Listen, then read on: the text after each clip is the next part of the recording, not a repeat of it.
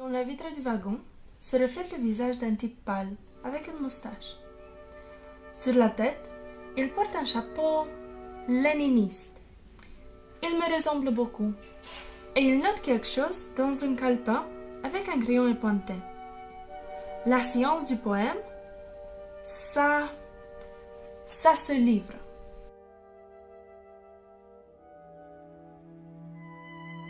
Je prends le métro 11 de Mairie des Lilas, puis le 7 bis jusqu'à Louis Blanc, le 7 jusqu'à la station Stalingrad.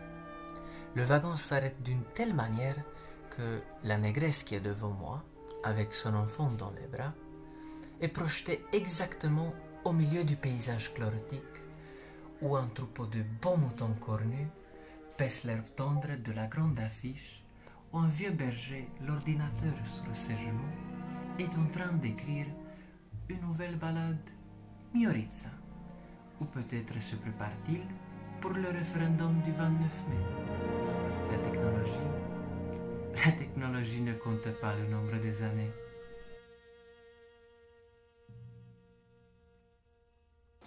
Poème dans le métro. Je suis dans le 7 bis. À Place des Fêtes, une demoiselle ratatinée s'assied devant moi. Du rouge à lèvres, des cheveux blonds. Ça ne m'étonne pas. Elle lit Balzac. Sativ à mon âme. Près de Mairie des Lilas, une blonde traverse au feu rouge.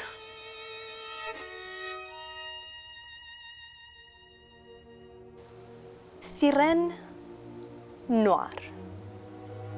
Place Courneuve, midi 31, 22 degrés. Deux filles de chocolat, aux dents en perles et des seins électriques donnent des frissons aux hommes qui les regardent. Le rire cristallin leur gonfle la chemise comme la voile d'un bateau.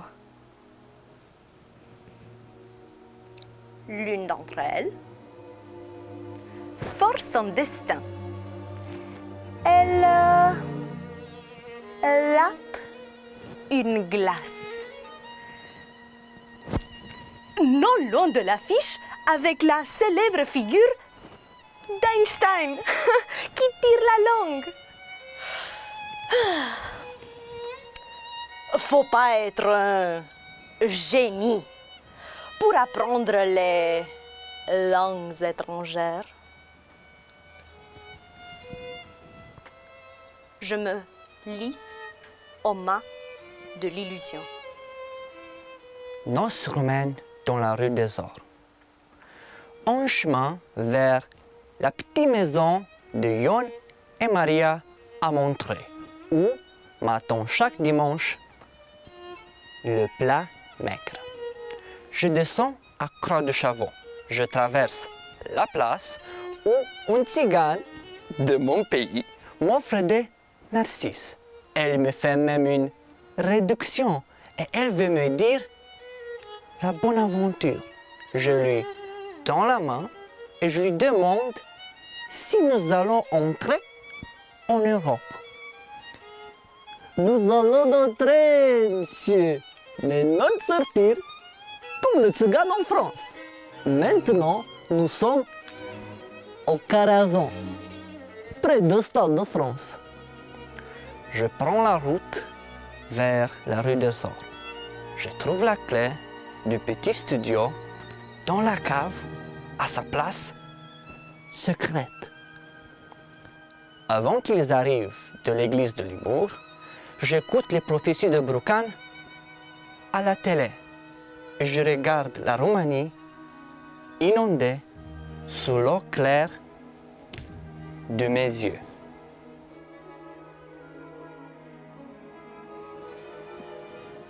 J'attends le métro en station Place des Fêtes. Une dame sexy, aux cheveux châtaignes et aux yeux bleus me regarde directement en face. Elle me fixe perversement de l'affiche immense de la station Place des Fêtes.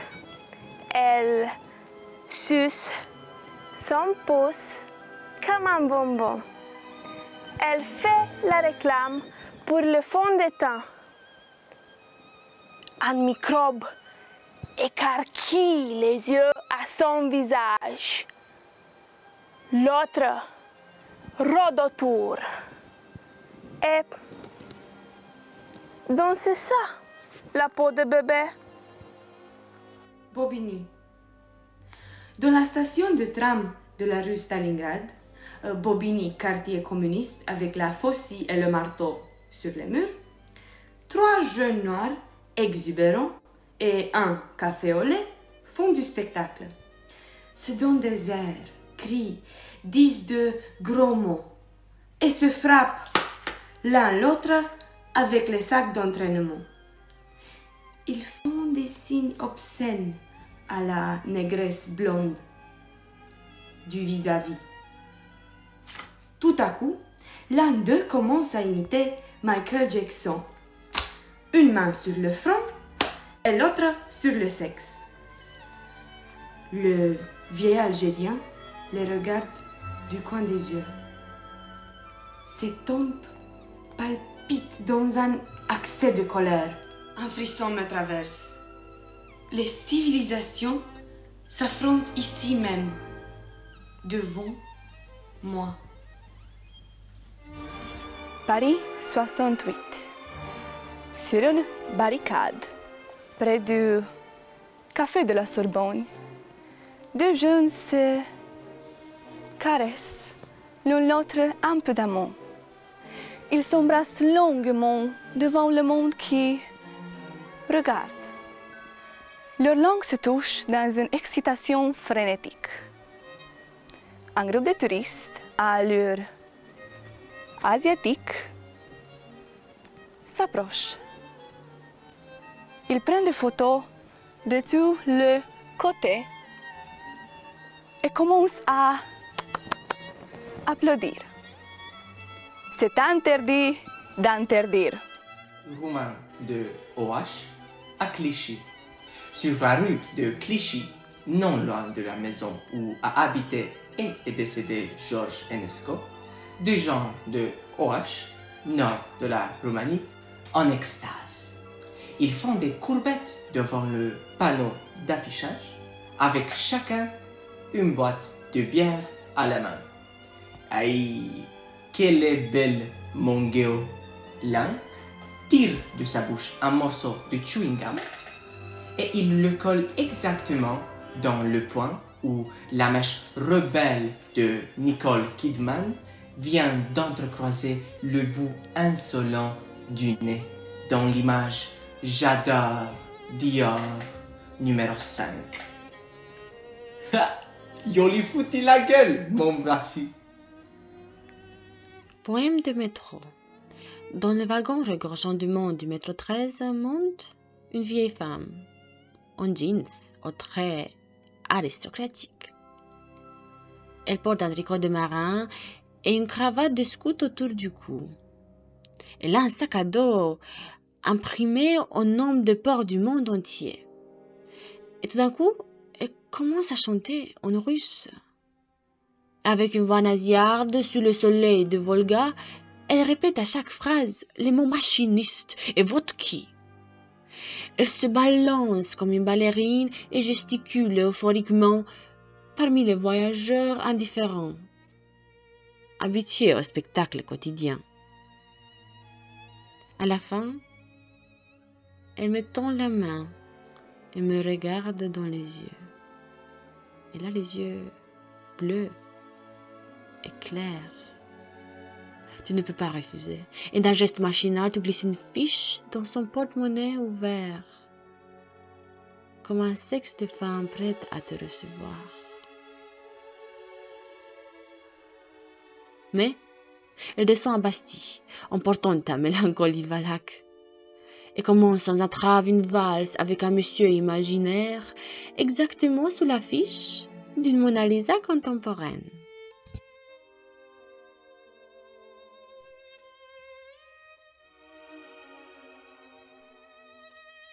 À Saint-Valentin, j'attends mon Léonard à moi au carrousel vis-à-vis du Louvre.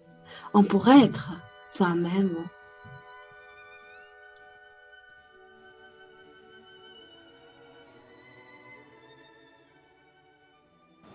Proscription. Étranger parmi les étrangers, minorités et tribus, je me cache du spectre de mon propre exil. Je commence à comprendre ce long, mais je ne peux l'exprimer. Il s'est jeté dans l'onde et il a pris la fièvre.